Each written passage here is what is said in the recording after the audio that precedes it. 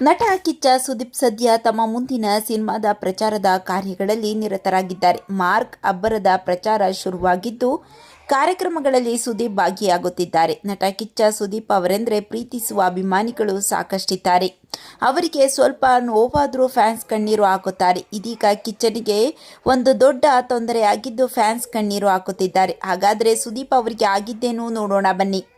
Cinema ಇದೇ ತಿಂಗಳು 25ರಂದು ತೆರೆಗೆ ಬರುತ್ತಿದೆ. ಕಿಚ್ಚನನ್ನು ದೊಡ್ಡ ಪರದೆಯ ಮೇಲೆ ಕಣ್ತುಂಬಿಕೊಳ್ಳಬಹುದು ಎಂದು ಅಭಿಮಾನಿಗಳು ಖುಷಿಯಲ್ಲಿದ್ದಾರೆ.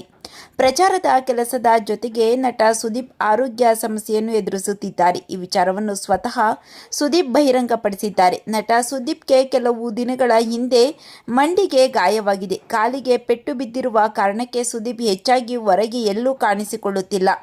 ಮೊನ್ನೆ ನಡೆದ ಟ್ರೈಲರ್ ಈವೆಂಟ್ಗೆ ಕಿಚ್ಚ ಕುಂಟುತ್ತಲೇ ಬಂದಿದ್ದಾರೆ. ಇದನ್ನು ನೋಡಿ ಫ್ಯಾನ್ಸ್ ಬೇಸರ ಮಾಡಿಕೊಂಡಿದ್ದಾರೆ. ಕಿಚ್ಚ ಬಾಸ್ ಬೇಗ ಹುಷಾರಾಗಿ ಅಂತ ಕಾಮೆಂಟ್ ಮಾಡುತ್ತಿದ್ದಾರೆ. ನೀವು ಸಹ ಕಿಚ್ಚ ಸುದೀಪ್ ಬೇಗ ಗುಣಮುಖರಾಗಲಿ ಅಂತ ಕಾಮೆಂಟ್ ಮಾಡಿ ತಿಳಿಸಿ.